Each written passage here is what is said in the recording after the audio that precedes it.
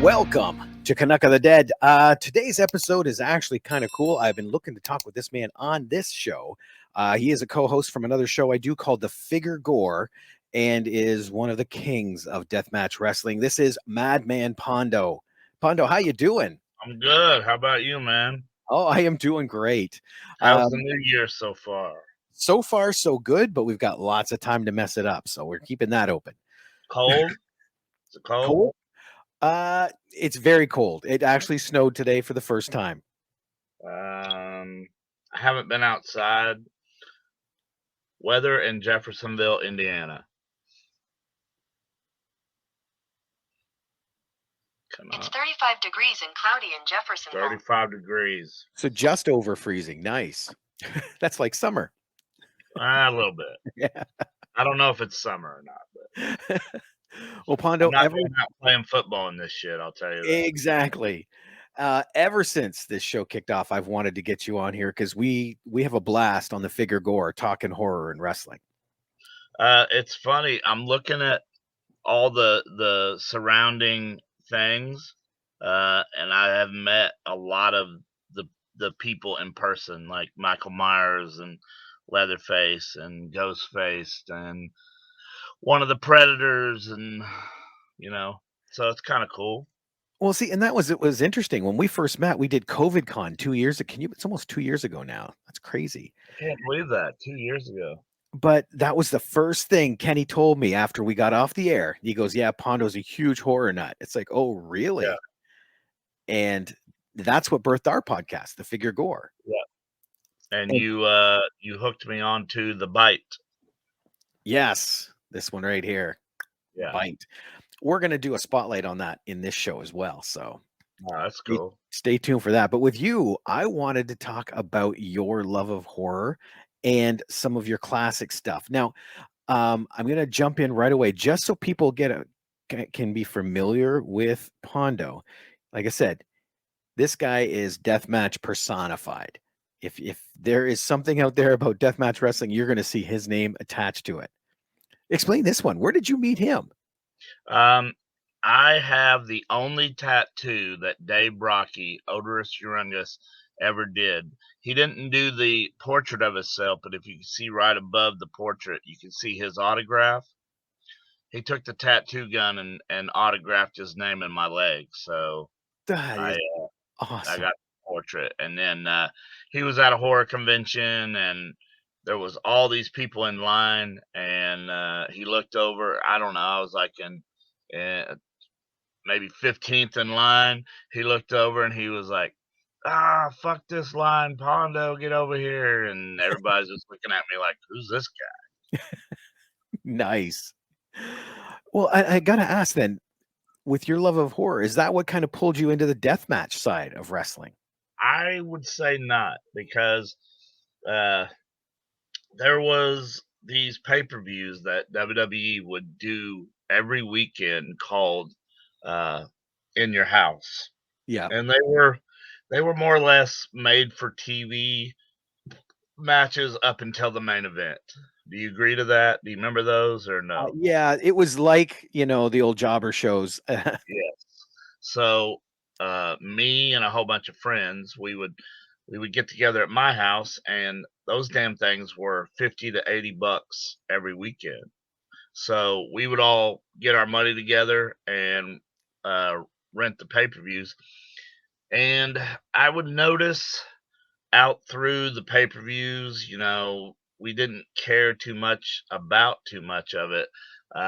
We'd be laughing about stuff, or we would get pizzas there and forget to watch the TV and start eating pizzas. But we always watched the main event because that was the main thing that it was all about. But then after In Your House, everybody always said, Pondo, throw in one of them bloody videotapes. Didn't really have the name death matches yet. It just had bloody videotapes, right? So, but then I would notice that all my friends were focused in on that TV.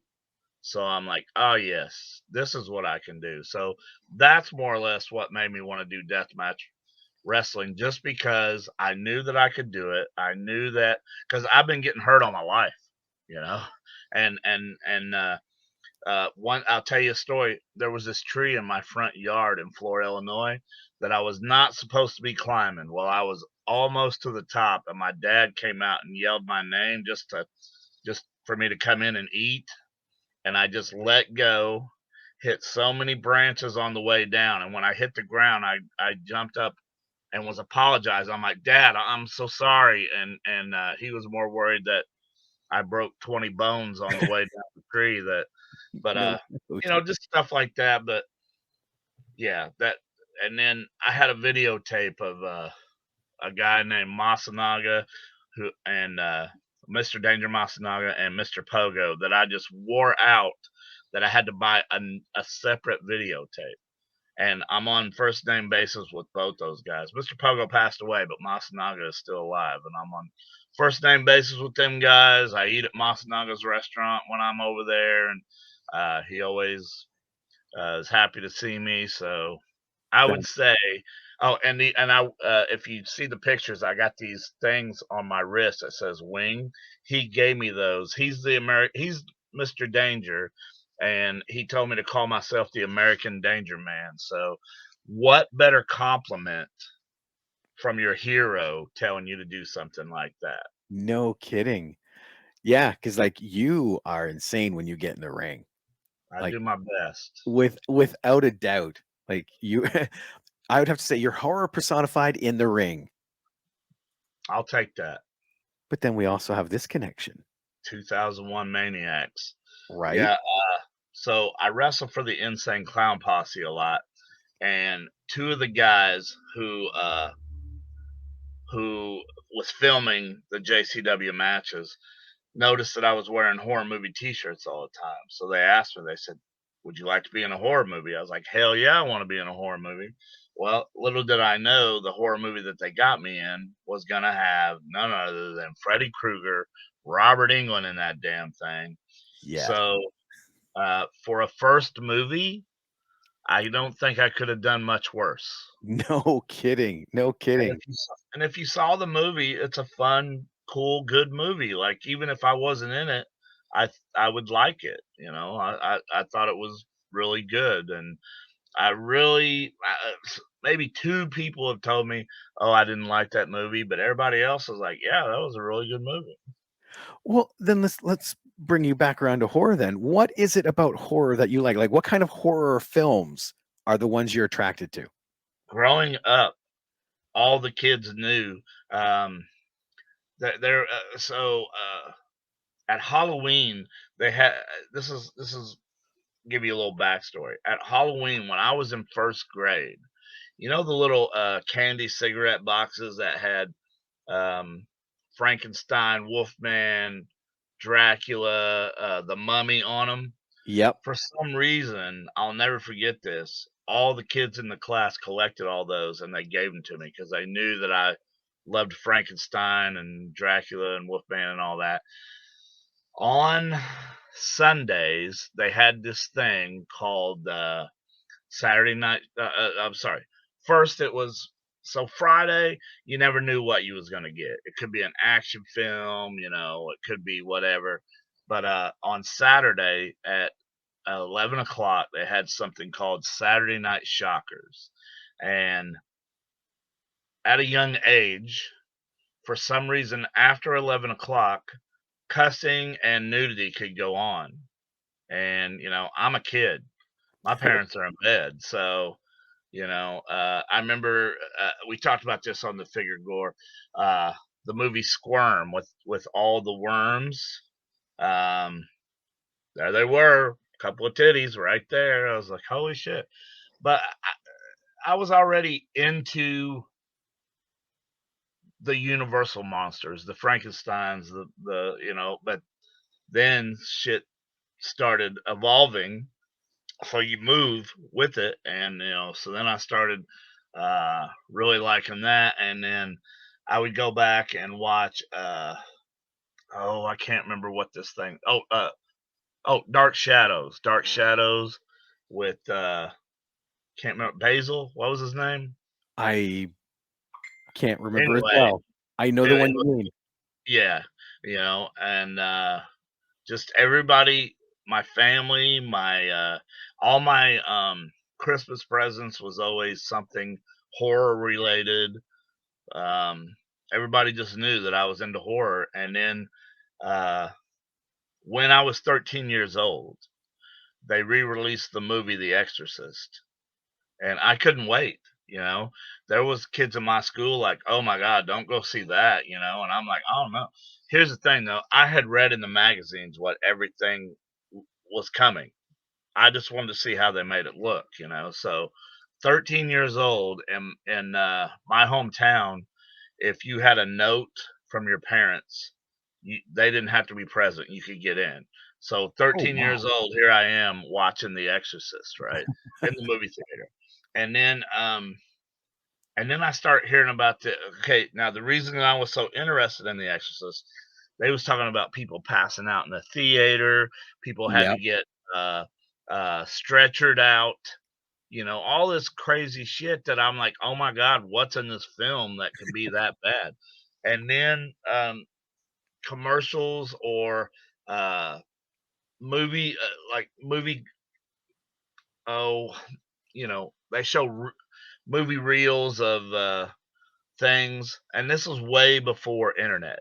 But every once in a while, I would get to see a commercial for the Texas Chainsaw Massacre, or Leatherface chasing that girl and all this shit, and I wanted to see that so bad. But and this is a lot of things that kids today don't remember. If it wasn't in a movie theater and it wasn't on TV, you didn't get to see it. Yep. Not until VCRs, I mean, things that would knock out a goat, VCRs, uh, got created, that you could buy videotapes finally. And uh, Magnavox, there was a Magnavox VCR store well, they didn't only sell VCRs, but then they had videotapes as well. And one of the videotapes was the Texas Chainsaw Massacre. But that damn thing was 99.99. Yep. I mean, they were expensive when they first came out. Now you can buy them, a DVD for 20 bucks, but when videotapes first came out, kids don't even realize how much those was. So, uh I got together with a bunch of my friends, and we went all over town with trash bags, and we collected a whole bunch of cans, and we came down to like needing $10 left. And one of my friends' moms gave us the last $10. We went down there, and we borrowed no, I'm sorry. We bought a copy of the Texas Chainsaw Massacre, and then we rented a VCR that night because VCRs were also very expensive at that time. Yep. But you could rent a VCR for, I don't know, like $10 for a weekend or something like that. Now, do you remember the Bart Simpson comic book uh, episode where they're all in the tree, and him and Millhouse, and I can't remember the little nerd kid, all pitched in for a comic book, Okay. but then Yep. they didn't know which one was going to take it home. End of the night, the fight was on, man. Like, That's true. but the kid whose mom gave the extra $10 to got to take the damn thing home. Well, and then he didn't care about it. Like, he didn't rent VCRs anymore, or own a VCR. Well, after a while, my mom and dad bought a VCR. So he gave me that. He's like, "Here, you Oh, know." wicked. Yeah. So I don't have it no more. Hell, there's no telling where that thing is by now. And then my first three jobs was video rental stores. So I watched from the A list to the shit list of every horror movie. You watch all the good ones, and then when you're done watching the good ones, the only thing left are these shit ones. But some of the shit ones become classics, Yep. and I was there, man. I watched all that shit. So 3 video stores, and then you guys asking me horror movie questions on the Figure Gore all the time. I got that shit in here. My mom says all the time, it's a pity that I can never remember what to do for my homework, but I can remember every damn movie line that would come out. Yes. It's so true though. It is. So then what kind of movie appeals to you? Like if you're going to sit down and say I'm going to watch any movie I want, what style would you pick? Like I, I'm I really like the slasher films. Scream Five's coming out pretty soon, and I'm really into it just because it's a slasher film. Uh, there's this movie that a lot of people haven't heard of called Girl House, and it has a slasher in there named Loverboy. I love that movie. I can't tell you how many times I watched that movie. My favorite horror movie, and a lot of people don't understand this one, is a trauma film called Mother's Day. I love that film. And not because it's got rape in it, and everybody's like, "Oh, you like it because of the rape?" No, not at all.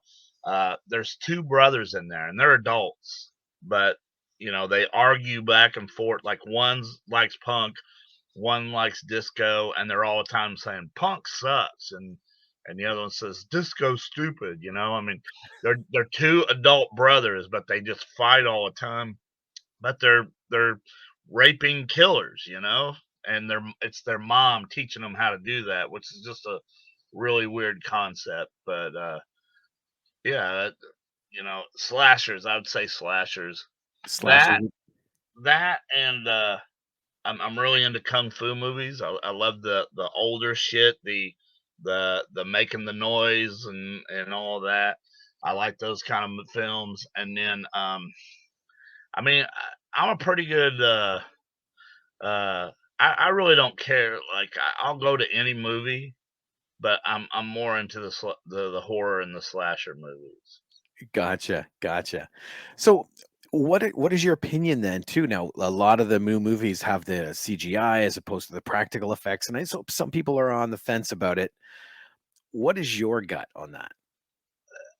People come to me with this. You're not the only one who's asked me this, and people ask me all the time. What do I prefer? Uh, or they'll say, "Oh, movies aren't any good now that they have CGI." To me, I'm just a movie fan. So I don't care if it's CGI. I don't care if it's John Carpenter's The Thing with all the original special effects and all that. Another thing I get all the time is I hate all these remakes. I don't care about a remake. I'm just a movie fan. I like to go to the movie and watch a movie. Now, Halloween, Rob Zombie's Halloween 2, I could have skipped. I could have skipped that one. Huge. I hated that one. This new um, oh my god, I can't believe I forgot the name. It was that traumatic, huh? It's just No, no, blown no. right out. West Virginia hillbillies. A Wrong Turn. This Okay. new Wrong Turn. I could have skipped that damn thing too. They totally took the cannibal hillbillies out of it and made it a whole new thing. I wasn't too much about that. And then this new Chucky movie where he was a robot, and I don't know. I mean, like I said though, I'm a movie fan and I like to go to the movies, so I sat through them all. See, Chucky is a prime example. To me, that's the example of when you have a franchise, don't base a film just on the franchise. Because I think the new Chucky would have done great if they had changed the names and made it original. Right. Because it really could have Well, been. that's also the problem with Halloween 3. And I will admit that I am one of the suckers. So I went down to the movie theater, and I don't even remember what time I got there, but 7 o'clock was sold out. So I went ahead and bought my ticket for 9 o'clock. But even at 9 o'clock, it was sold out as well. So I had to wait in line to get in there. And when I finally did, there was no um, there was no Michael Myers. I'll never forget how pissed off I was. Like, what the fuck is this? And all that. Now, Season of the Witch, good movie. Calling it Halloween, terrible idea. So if Well, Season of the Witch was its own movie, it would have been great. I'd been watching it several times. but see, that's just it. Originally, the Halloween franchise was supposed to be like an anthology. It was I get supposed to that, be different stories each time. They just did that sequel, to run off Michael. but here's your deal, and you'll remember this. There was no internet back then. Yep. So how the hell are we supposed to know that they're trying to make creep show type Halloween movies? Nobody knew that. Yep. Everybody went to go see Michael Myers because there was no internet to read that there's no Michael Myers on the damn thing. Another one, I'll never forget. Me and a bunch of friends skipped out of school and drove to Evansville, Indiana, to watch Exorcist 3. I was so pissed off after Exorcist 3. I'm like, what is this shit? That was like That a Freddy's Nightmare. I wasn't big on Freddy's Nightmare either, where the people knew, or is it Freddy's Nightmare where the no, that's the TV series. Oh, speaking of the TV series, um, I thought Chucky to me wasn't going to be that special anymore because of that last Chucky movie. But have you seen the TV series yet? I have not. I've heard it's not bad though.